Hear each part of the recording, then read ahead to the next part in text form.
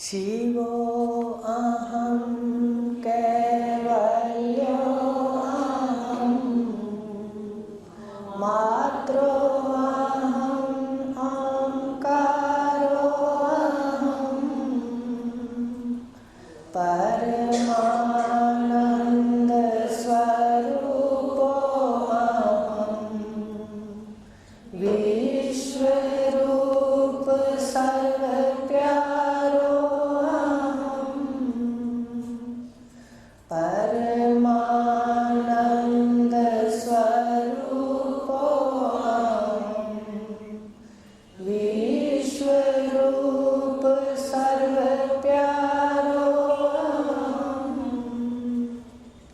ऐसा स्वरूप है जिसको जानने के लिए चले हो वो अपना ही आत्मा है। तो कल ब्रह्म प्रकाश में पढ़ रहे थे कि 3 शरीर हैं और इस 3 शरीर से हम कुछ खजाने इकट्ठे करते हैं संसार से। वो 5 हैं इसमें। 3 शरीरों का जो कार्य है उससे संस्कारों के खजाने इकट्ठे हो जाते हैं, पाप पुण्य के खजाने हैं। तो वो किस किस शरीर में रहते हैं आगे ये रहस्य है। तो इसमें 5 कोश हैं। कोश कहते हैं जैसे कोई तलवार होती है उसके ऊपर म्यान होता है ढकने वाला, तलवार को म्यान ढकती है। आवरक, आवरक कहते हैं जो आवरण कर दे, तलवार को म्यान आवरण कर देता है। तो कहा गया कि ये जो ढकने वाला है ये 5 हैं आत्मा को ढकने वाले। आत्मा के आवरक जो ढकने वाले हैं ये 5 हैं, इनको कहते हैं 5 कोश, 5 आवरक, आवरण ढकने वाले 5 हैं। ये कोशों ने आत्मा को ढक लिया। तो पहला है अन्नमय कोश, दूसरा है प्राणमय कोश, तीसरा है मनोमय कोश, चौथा है विज्ञानमय कोश और 5वां है आनंदमय कोश। अब इन 5 कोशों को लेते हैं तो इसके अंदर 268 श्लोक कह रहा है 3 शरीरों के अंदर छुपे खजाने 5, देह छूटने से पहले कर लो इनकी जांच। जांच कर लो कहीं खजाने भी हैं या लीरें भरी हुई हैं, उठा के बाहर का कचरा ही भरा हुआ है, तो इसलिए जांच कर लो। तो अब लेते हैं पहला खजाना कौन सा है ये देख लेते हैं। 269 श्लोक ब्रह्म प्रकाश का। पहला खजाना अन्नमय कोश है, धातु इनमें 7, चर्म से ढके अपवित्र सारे, मल मूत्र अस्थि मांस। कि पहला खजाना इसमें छुपा है अन्नमय कोश में। तो अन्नमय कोश कहते हैं जो ये अन्न से बना है और अन्न से जिंदा है, अन्न में लय है।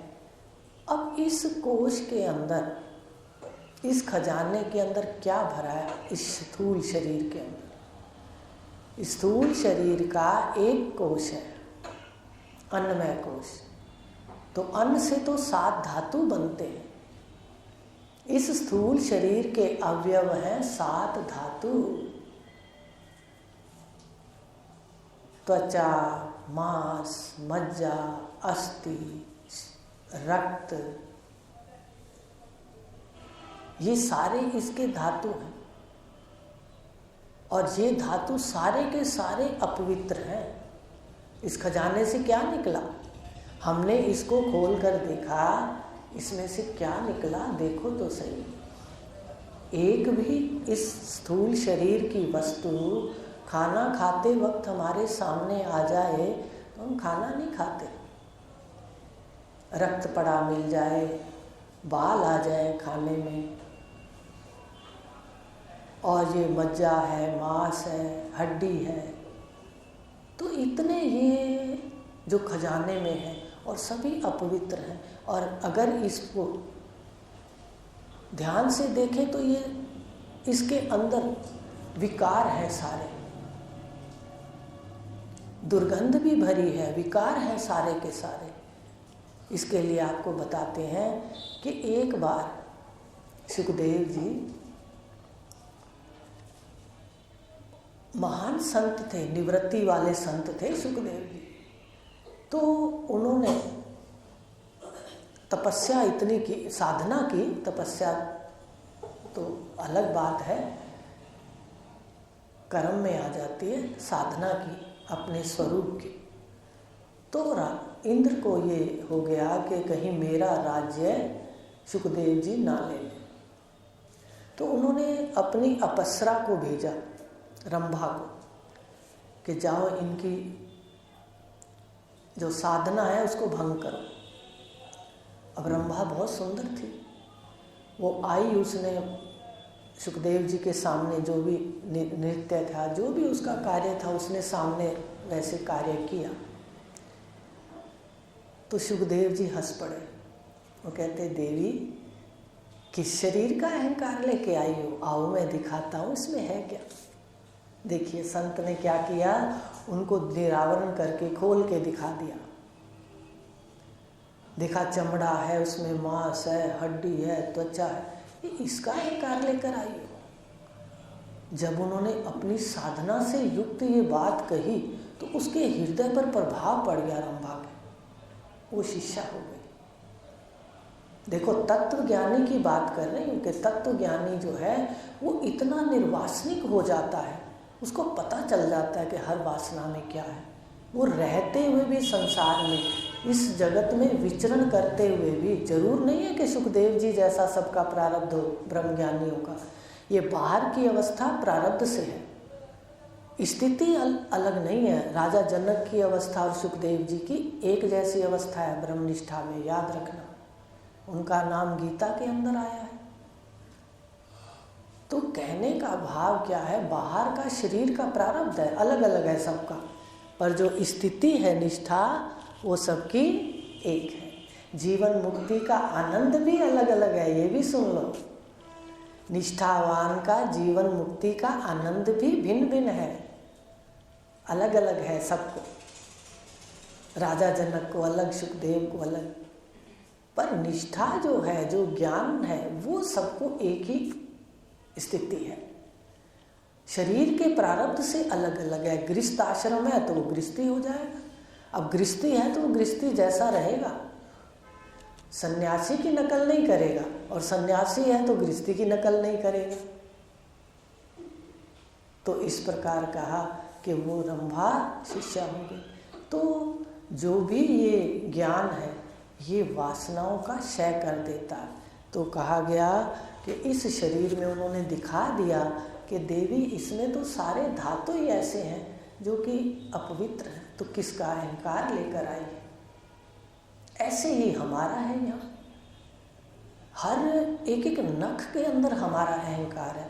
अहंकार का निरीक्षण करो, बाकी तो शरीर अपने पास रहेगा। एक बात रहस्य की है, ये अपवित्र होते हुए भी ये इतने बहुमूल्य हैं, अमूल्य हैं कि बाजार में नहीं मिलते। अगर किसी को ब्लड की, खून की ज़रूरत है तो डॉक्टर एक दूसरा बुलाता है, दूसरे व्यक्ति को, ईश्वर के घर को बुलाता है जो ईश्वर ने बनाया है। आज तक वो मशीनरी नहीं बना पाए कि खून कैसे बनता है। क्यों शरीरों से लेते हो, इतने बड़े डॉक्टर हो, इतने सालों से खोज हो रही है, खून बाहर बना लो, नहीं बना सके ना। देखो तो वो पहले उसको पकड़ता है, ईश्वर वाले बनाए हुए को, उसका खून निकाल करके दूसरे में डालता है। ये भी बहुत महान है, दूसरा ईश्वर है, वो बात नहीं कर रही। बात ये हो रही है कि ईश्वर की कितनी सृष्टि महान है और हम उस कृति का कितना दुरुपयोग कर रहे हैं, जीव कितना इसका दुरुपयोग करता है। तो कहा कि ये जो अपवित्र हैं ये एक स्थान पर बहुमूल्य है, अमूल्य है, ये बाजार में नहीं मिलते। पर अहंकार को तोड़ने के लिए ध्यान से देखो कि ये अपवित्र है। तो ये 7 धातु इस शरीर के अवयव हैं। तो ये है पहला खजाना। खोल के देख लिया पहले खजाने में से, तो वो लगा कि अगर थोड़ा इसका संग जो भी करेगा, पहली बात तो वो मृत्यु मरेगा। मंत्र है मृत्यु सा मृत्यु मा पनोति या इह नानेव पश्यति। मृत्यु से मृत्यु को प्राप्त होता रहेगा जो इसमें बैठ करके सब शरीरों को अलग अलग देखेगा। नानेव पश्यति, नाना देखेगा, सारे रूप देखेगा। रूप में जो भरा हुआ है वो उसको नहीं दिखता। रूप दिखते हैं, ये गाय है, ये उद्भिज खानी, ये स्वेदज खानी। व्यवहार में ब्रह्मज्ञानी को भी वही दिखेगा। सर्दी है तो ब्रह्मज्ञानी को भी ठंड लगेगी। ये कहीं नहीं है, ये हमारी भूलें हैं। यहाँ भी आकर भूल हो जाती है कि ब्रह्मज्ञानी क्यों हंसेगा, क्यों। जब कई बार सब्जी लेने जाते हैं तो कल ऐसी हंसी आ गई कि बता कोई प्रश्न कर दे, भाई इतना ज्ञान देते हैं सब मिथ्या है, तो ये सब्जी लेने भी चले जाते हैं। तो मैंने कहा जब तक शरीर है इसके लिए सब्जी भी चाहिए और जाना तो पड़ेगा, चाहे ज्ञानी हो या अज्ञानी। देखो कैसे बनन होता रहता है कि कैसे व्यवहार के अंदर तुम अपने आप में बैठो, व्यवहार तो वही का वही रहेगा जो है। तो ये खजाना खोल के देख लिया, ये अपवित्र है और इसका हर अल्प अल्प है, और जो इसका संग करता है वो मरता है। कल बताया था कि 5 भूत इसमें आ गए तो मरने लग गए, मृत्यु लग गई। और अगर जीव इसका संग करता है तो मृत्यु लग जाती है। परिचिन्न जो अंतःकरण वाला, साभास अंतःकरण वाला चेतन है, वो संग करता है तो भी कहता है मैं मरता हूँ, और मरता जीता रहता है। कितना रहस्य। और इसका संग करने से ये अपवित्र है तो वस्तु भी अपवित्र हो जाती है। आप इसको खाना दे दो और वही दुर्गंध युक्त हो जाता है। चाहे कितने आप ड्राई फ्रूट ले लो, सबका परिणाम ये एक करके दिखाता है, दुर्गंध युक्त। कपड़े इसको धुले हुए पहनाते हैं और ये फिर वापस जब उतारते हैं तो खुद दोबारा पहनने पड़ जाए, मेरे ख्याल से बहुत मुश्किल है। देखिए कैसे ये इसको असलियत इसकी जान लो। बस करना खत्म हो गया यहाँ आने पर। आपको आगे साधना में भी बताएंगे, करना तो खत्म है, अब जानना है। जानना तो बताइए अपवित्र है। अगर जीवात्मा इसका संग करेगी, शरीर बनेगी, तो राग द्वेष में वो भी अपवित्र होने लगेगी। अंतःकरण अपवित्र होने लगेगा ना। जब शरीर बनेंगे तो क्या करेंगे? अगर कोई इसके विरोध में बोलेगा तो बस कर्म शुरू हो जाएंगे, बुरा चाहेंगे अंदर से। अगर जानकार है तो वो कहता गुण है, गुणों से कौन मारता है, तो रेत है, इसको झाड़ना ही अच्छा होता है बाहर की बाहर।